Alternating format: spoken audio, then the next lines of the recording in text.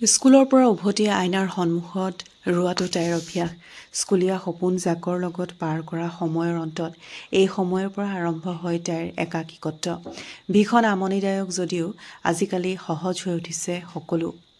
দাপোনত নিজে নিজৰ চকুজুৰিলৈ চালে তাই। এখন মুখে খেলি গ'ল হঠাতে। আচৰিত হৈ চাৰিওফালে চালে। নাই, তাইৰ বাদে চাগে পৰুৱা এটাও নাই ইয়াতে।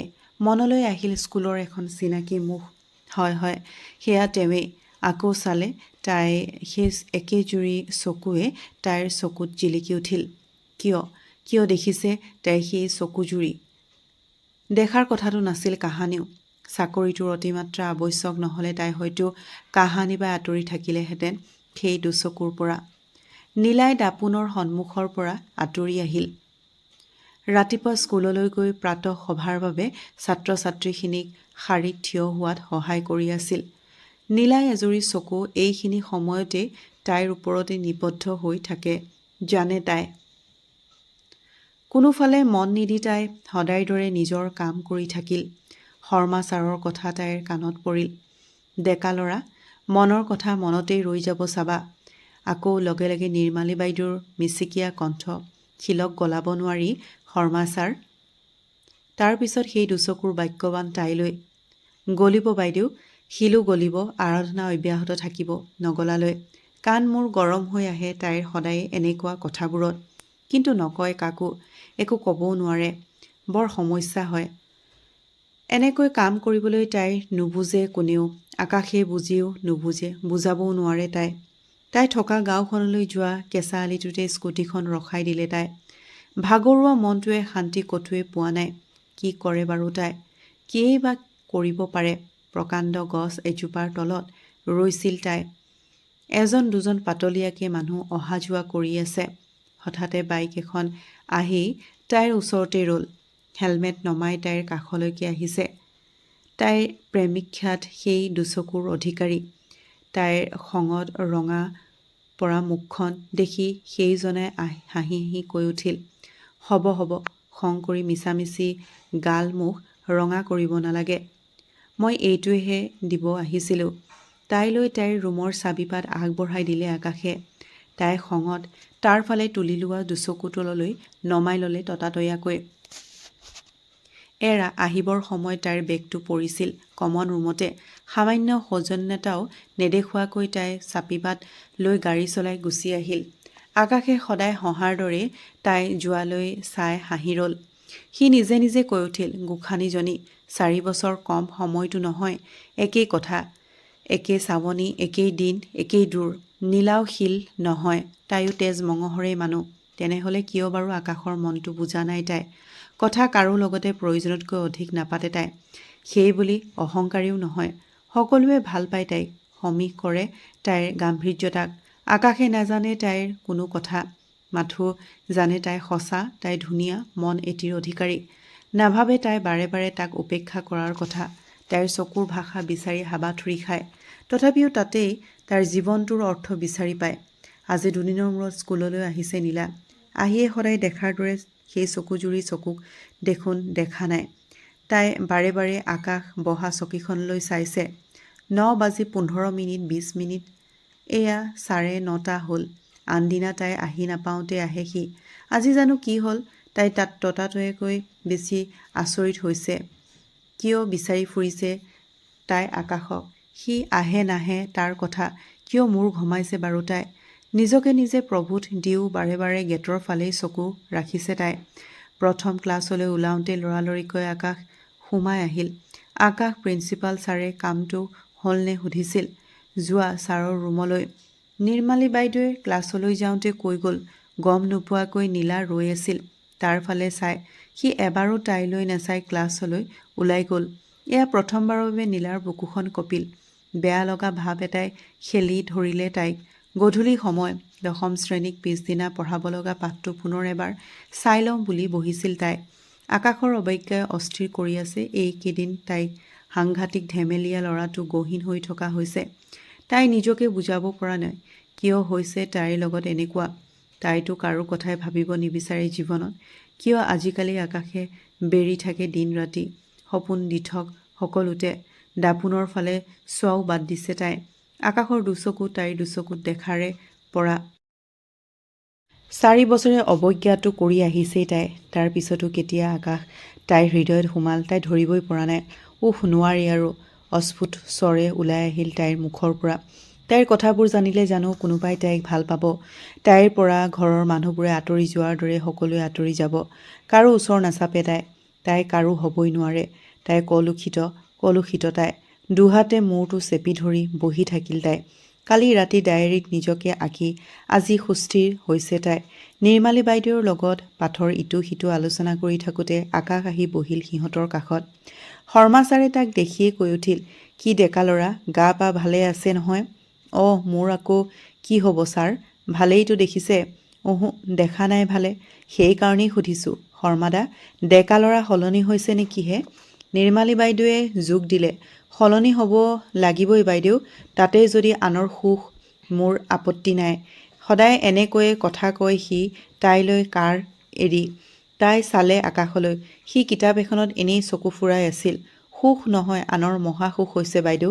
অজানিতে নীলাৰ মুখেৰে ওলাই আহিল। কথাষাৰ কৈয়ে আৰু নৰল তাই। ক্লাছলৈ ওলাই গ'ল। সকলোৱে আচৰিত হৈ তাই যোৱালৈ চায়ে থাকিল। নিৰ্মালী বাইদেৱে মাত লগালে, আকাশ, বৰফ গলিছে। জিৰণিৰ সময়ত চাবলৈ অনা নোটবুক কেইটা চাই আছিল নীলাই। ৰাতিপুৱাৰ কথাষাৰৰ বাবে সাংঘাতিক লাজ পাইছে তাই। তল মূৰকৈ নিজৰ কাম কৰি গৈছে। কাৰো ফালে চোৱাই নাই। এনেতে আকাশ ওচৰতে আহি বহিলহি। তাই চাৰিওফালে চালে। নাই, কোনোৱে চোৱা নাই সিহঁতৰ ফালে। সকলো ব্যস্ত। তাৰ পিছত আকাশলৈ চালে। সি তাইৰ ফালেই চায়ে আছিল। কিবা কাম আছিলে? কোনোমতে সুধিলে তাই। সি হাঁহিলে, একো নক'লে। তাইৰ চকুলৈয়ে চাই থাকিল। তাই বৰ অশান্তি পাইছে। প্লিজ গ'। কিয়? তোমাৰ মনত কি আছে? 4টা বছৰে চকুত বিচাৰি বিচাৰি আজি দেখা পাইছোঁ। তাকো চাব নিদিয়ানে? তাই তল মূৰ কৰিলে। অসম্ভৱ কথাত সময় নষ্ট কিয় কৰিছে? একো নাপাব। মই দেখিছোঁ, নীলা যি পাব লাগে পাইছোঁ। মই কষ্ট পাওঁ। প্লিজ গ'। ছুটিৰ সময়ত 5 মিনিট ৰ'বা, কথা আছে মোৰ। আকাশ উঠি গ'ল তাইৰ ওচৰৰ পৰা। আজি এসপ্তাহে হ'ল তাই আঁতৰি ফুৰিছে সকলোৰে পৰা। ছুটিৰ পিছত 1 মিনিটলৈও ৰোৱা নাই। মনত যিখন ধুমুহা বলি আছে তাইৰ, কোনোৱে উমান পোৱা নাই। তাই নিজৰ পৰাই পলাই আছে যেন। স্কুলৰো সকলোৱে যেন আকাশৰ পক্ষতেই আছে। নতুবা তাইৰ অৱস্থাৰ আমেজহে লৈ নাজানে তাই। হাতত বেগটো লৈ তাই স্কুলৰ পৰা ওলাব খুজিছিলহে। স্কুলৰ প্ৰিয়জন লৰালৰিকৈ তাইৰ ওচৰলৈ আহিল। নীলা উদ্বিগ্ন হৈ পৰিল। নিৰ্মালী বাইদেউ গ'ল। তাই এতিয়া কি কৰিব? বাহিৰলৈ ওলাই আহি খন্তেক ৰ'ল তাই। সন্মুখতে বৰ চিন্তিত হৈ আকাশ আৰু পিয়নজন থিয় হৈ আছিল। বহুদিন নোকোৱাওঁতে সহায় কৰিছে আকাশে। এনেকুৱা সময়ত তাই অসহায় হৈ পৰে। মৃণাল, কি কৰিব এতিয়া? মেকানিক পোৱা যাবনে ক'ৰবাত ওচৰত? নীলা বাইদেউ, মোৰ ঘৰৰ ওচৰত সৰু মেকানিক এজন আছে। তালৈ লৈ যাব পাৰিলে কিবা এটা হ'ল হৈ। মৃণাল, চৰকাৰে পাৰ্মিশ্যন দিলে এই নাচিজে কিবা এটা কৰিব পাৰোঁ। কোন চৰকাৰ ছাৰ? আকাশ সংযত হ'ল। নহয় মানে, তুমি নীলা বাইদেউৰ লগত ৰোৱা, মই ক'ৰবাত পাৰোঁনে চাই আহোঁ। নালাগে ছাৰ, ময়ে পাৰিম। আপোনালোক ৰওক। নীলা বাইদেৱে ক'ত উপকাৰ কৰি থৈছে মোৰ বিপদত। এইখিনিতো কৰিব পালে মোৰ ভালহে লাগিব। বাৰান্দাত বেঞ্চখনত আকাশ বহিল। নীলা অলপ দূৰত থিয় হৈ থাকিল। আকাশে হঠাতে হাঁহিব ধৰিলে। নীলাই আচৰিত হৈ চালে। এষাৰ কথাৰ বাবে এই শিক্ষকজনে কি যে কৰিব নালাগে আৰু। আকাশে হাঁহি হাঁহিয়ে নিজকে নিজে কৈ উঠিল। নীলা আৰু বেছি আচৰিত হ'ল। তাই প্ৰশ্ন ভৰা চকুজুৰি তুলি তালৈ তীক্ষ্ণভাৱে চালে আৰু মুহূৰ্ততে উত্তৰ পাই গ'ল। আৰু অলপ আঁতৰি থিয় হ'ল তাই। শিক্ষক এজন হয় এনে কাম কৰিব পাৰে? কোনোবাই? আকাশ উঠি গৈ তাইৰ সন্মুখত থিয় হ'ল। কিয় শিক্ষকবোৰ মানুহ নহয় নেকি? মিছ নীলা।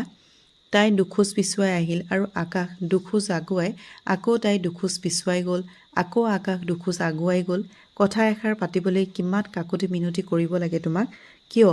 ক'ৰবাৰ মহাৰাণী তুমি? অন্তৰ নাই তোমাৰ? দেখিও নেদেখা যে মোক? নে? নীলাই আকাশৰ ক্ৰোধত উজলি উঠা চকুহাললৈ চাই থাকিল। তাইতো কাহানিবাই বন্দী হৈছে এই চকুজুৰিত। হিয়া উজাৰি মনৰ কথা ক'বলৈ তাইৰো মন যায়, কিন্তু দুচকু পানীৰে ভৰি পৰিল তাইৰ। আকাশ পিছুৱাই আহিল। নিজৰ প্ৰিয় নাৰীৰ চকুত চকুৰ পানী সি কোনহতে চায়। আঁতৰি আহি বেঞ্চখনতে বহি পৰিল তাই। মৌন দুয়ো। আকাশ তাইৰ ওচৰলৈ আহিল। তাই তলমূৰকৈ বহি আছিল। চকুৰ পৰা নিগৰি অহা চকুলোবোৰ তাইৰ বেঞ্চত থোৱা বাওঁ হাতখনতে পৰি আছিল। তাইৰ হাতখন নিজৰ হাতৰ মাজত তুলি ল'লে সি। প্ৰিয় পুৰুষ স্পৰ্শ নাজানে তাই কেনেকুৱা, কিন্তু এক শিহৰণে কঁপাই তুলিলে তাইক। তাইৰ ওচৰত আঁঠু কাঢ়ি বহিল সি। নীলা, মই কি বিচাৰোঁ জানানে?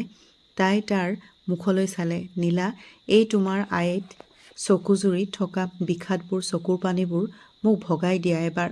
তোমাক মোৰ ভালপোৱাৰে সজীৱ কৰিব দিয়া কান্দোনখিনি আৰু বেছি তীব্ৰ হৈ উঠিল। কোনোমতেই চেপি ৰাখিলে তাই। প্লিজ নীলা, তুমিতো জানাই এই কবিৰ আৰু একোৱেই নাই।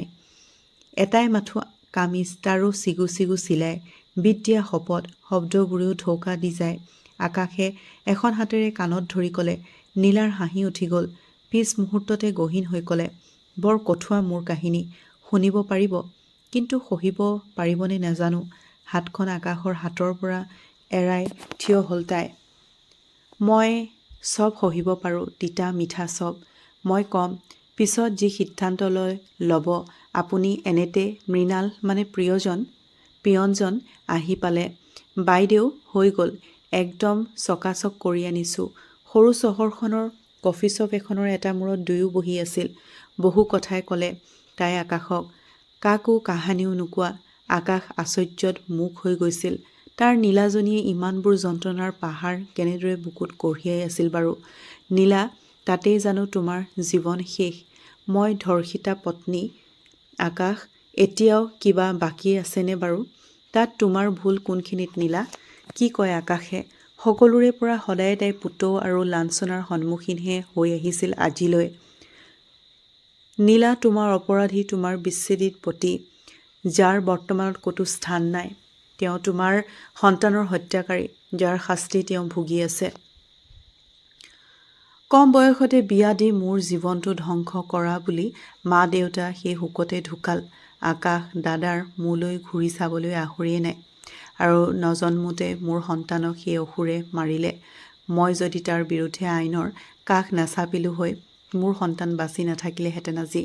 মই শান্তি নাপাওঁ আকাশ। মোৰ লগত আপুনিও মিছাতে কিয় ভুগিব কওক? নীলা, শান্ত হোৱা তুমি। যি ঘটিল সেয়া অতীত। নীলা, বৰ্তমানত জীৱনলৈ শিকিছা তুমি। তথাপিও তুমি যেন হেৰাই গৈছা। তোমাক হেৰাব দিব নোৱাৰি। মা দেউতাই তোমাৰ সুখেইটো চাব বিচাৰিছিল। কিয় সুখ নিদিবা তুমি তেওঁলোকক? কাৰোবাৰ অপৰাধৰ শাস্তি কি যুক্তিত তুমি নিজকে দিছা নীলা? কোৱা। নীলাই তাৰ চকুলৈ চালে। ভৰসাৰ অজস্ৰ ৰং বিয়পি আছিল সেই দুচকুত সদায়ৰ দৰে। বন্ধু বান্ধৱীসকল, কাহিনীটো শুনি কেনেকুৱা পালে কমেণ্ট কৰি জনাব। ভাল লাগিলে লাইক এটা কৰি দিব। আৰু মোৰ চেনেলটো আপোনালোকে যদি এতিয়াও ছাবস্ক্ৰাইব কৰা নাই, তে মোৰ চেনেলটো প্লিজ ছাবস্ক্ৰাইব কৰি দিব। আজিলৈ আহোঁ। ধন্যবাদ।